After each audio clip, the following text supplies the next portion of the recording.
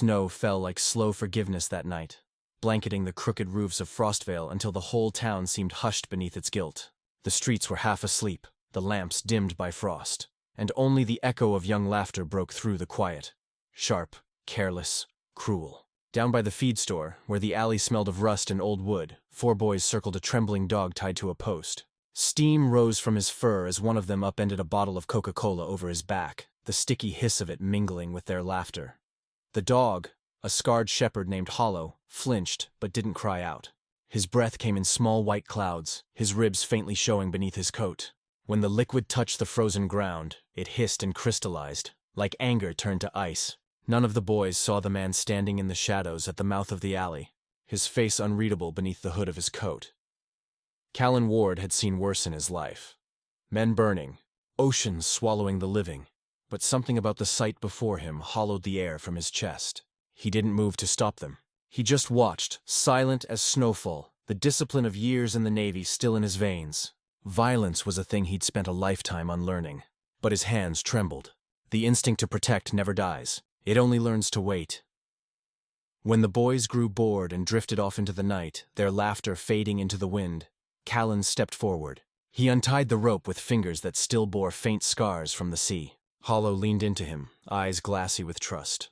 Callan whispered something, a wordless sound that could have been an apology, and lifted the dog into his arms. The snow kept falling, soft and endless, until even the footprints behind them were gone. The next morning, Frostvale whispered. It always did. The townsfolk had a way of filling silence with suspicion. They saw the man at dawn, trudging across the pier with a wounded dog in his arms. And by noon, the gossip was already everywhere. "The soldier's gone mad," they said at the bakery. "Lives alone with that beast. Talks to it, sings to it, never smiles."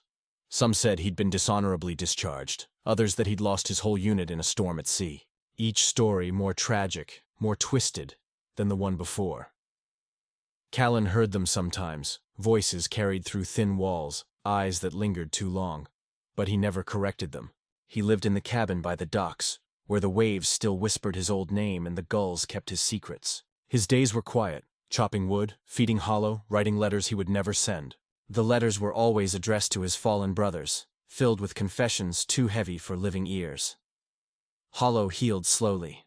The burns faded, but the tremor in his body lingered whenever he heard laughter. Callan would kneel beside him, whispering fragments of old sea songs, his voice low and steady. "You're home now," he'd say, though neither of them believed it fully.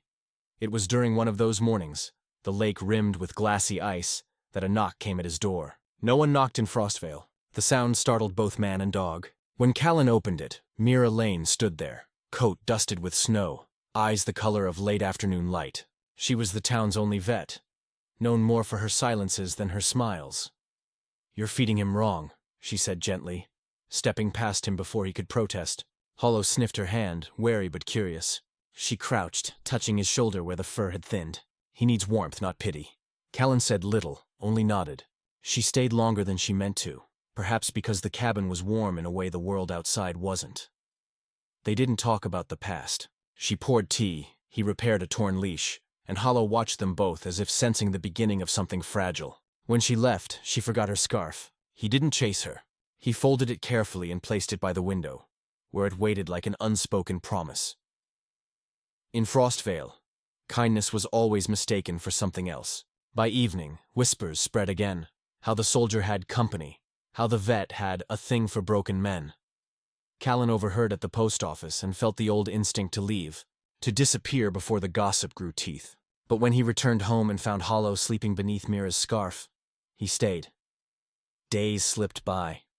One quiet kindness after another. Mira returned often with medicine, sometimes just an excuse. I was nearby, she'd say, though her clinic was across town.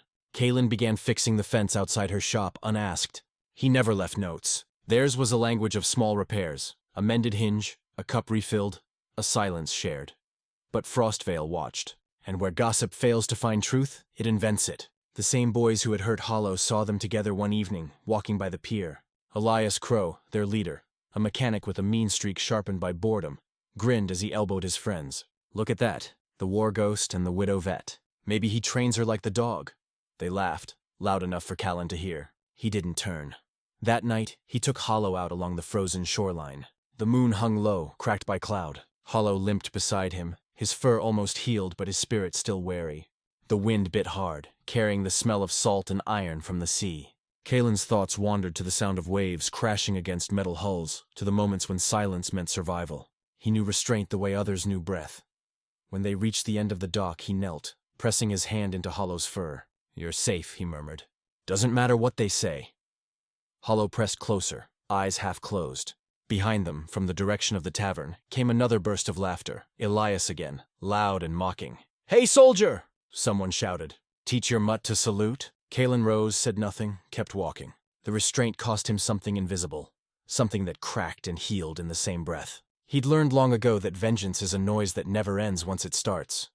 But cruelty never tires easily. The following night, the laughter came closer. Glass shattered against his cabin window. Coca-Cola bottles again. Hollow barked, lunging toward the sound. The shards caught his paw, blood smearing the floorboards. Callan stood in the middle of the room, breathing slow, watching the snow filter through the broken pane. For a long moment, he said nothing. Then he crouched beside Hollow, wrapping the wound in quiet precision. His voice was barely audible. "You don't fight fire with fire, boy. You let the frost do its work." He didn't call the sheriff. He didn't go into town. He simply opened the door, looked out at the falling snow, and let the cold fill the room.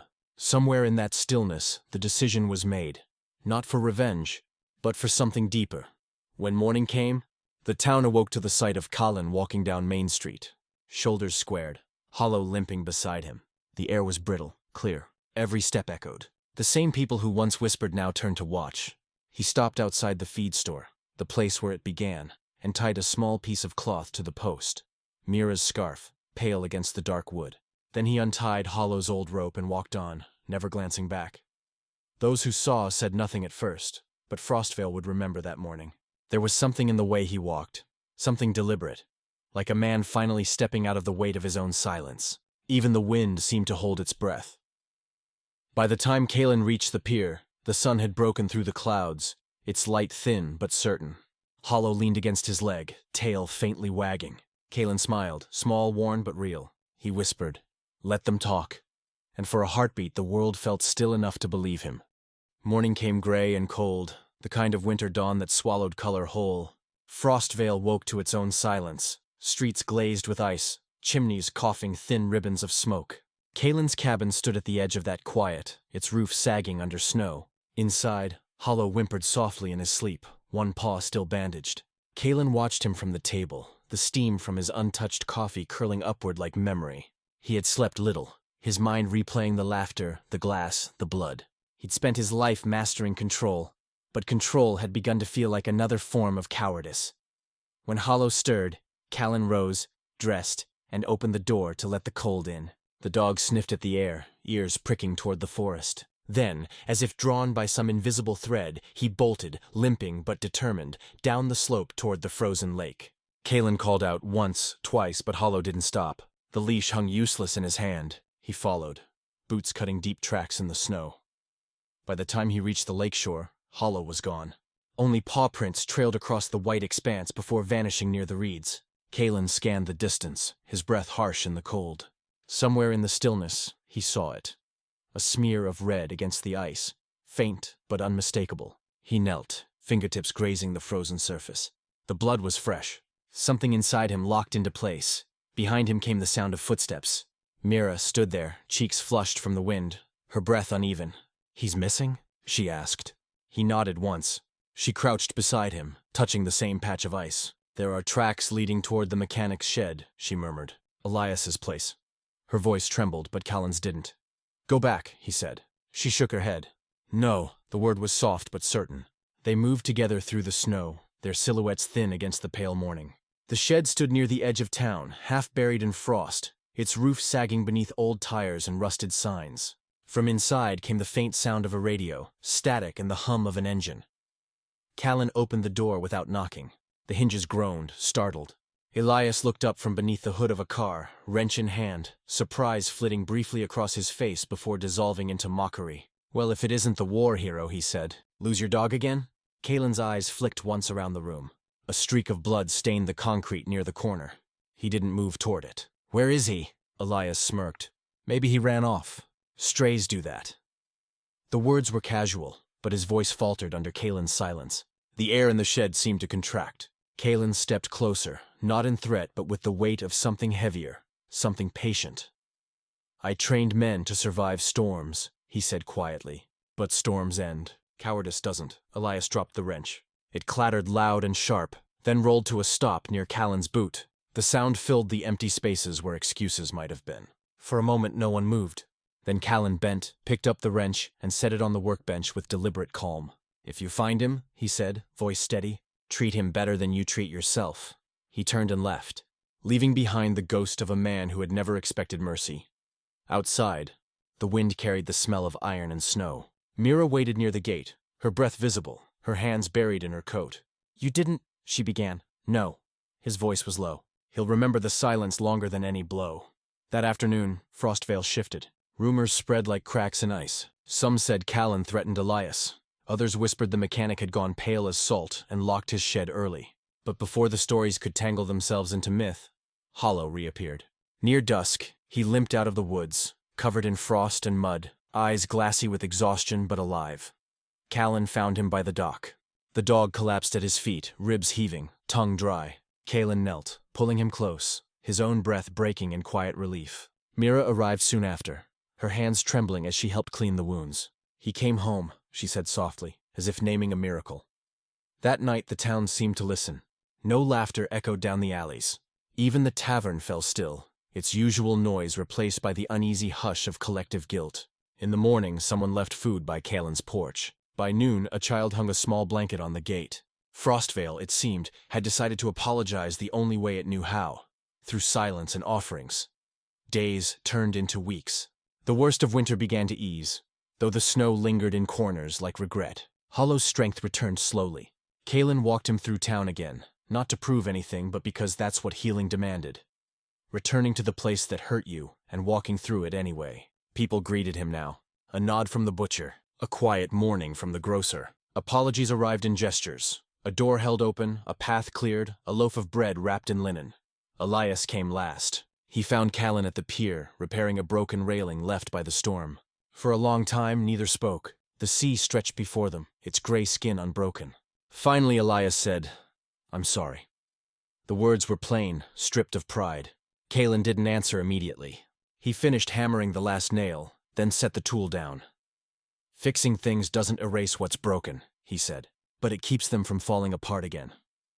He handed Elias the hammer and walked away. After that day, something in Frostvale softened. The town began to look less like punishment, and more like the kind of place that might forgive itself. Mira's visits became part of Callan's days. Sometimes for Hollow's checkups, sometimes for nothing at all. She'd bring tea. He'd patch the crack in her window or oil the hinges on her clinic door. Their closeness was never spoken, only lived. When she smiled, it reached her eyes. When he looked at her, his silence felt almost like peace. Spring announced itself slowly, through melting snow and the faint smell of wet earth. But before the thaw was complete, Hollow wandered again, this time toward the sea. Callan followed, not in fear but with a quiet understanding. The horizon was pale gold, the tide restless under thin ice. Hollow stopped at the edge of the dock, nose lifted to the wind. Callan stood beside him, their reflections rippling faintly beneath them. "He remembers the sound of the waves," Callan said, voice distant. "That was the only thing that ever made sense to us." Mira joined him moments later, coat fluttering in the wind. "You think he's trying to go back?" she asked. Callan smiled faintly. "No, just saying goodbye." The sun broke through the clouds, turning the sea into molten light. Hollow stepped forward, his paw touching the edge of the water, then turned back, pressing against Callan's leg.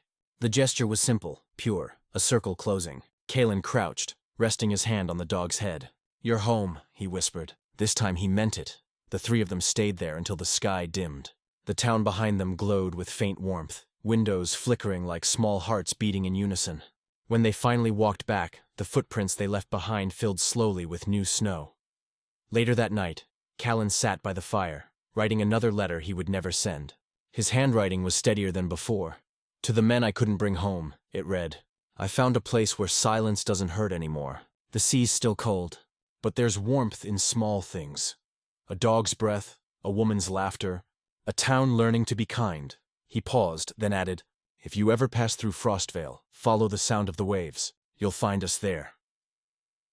He folded the letter, placed it in the wooden box with the others, and looked down at Hollow sleeping by the hearth. Outside, snow began again.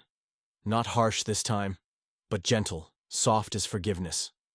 Through the window, Callan could see Mira's clinic across the street, her lamp still burning. He raised his cup toward it in silent salute. The world had not changed, not really, but he had learned to live in it without armor. That was enough. In Frostvale, they say that on clear nights, a man and his dog walk the pier long after midnight, the sound of their footsteps mingling with the sea.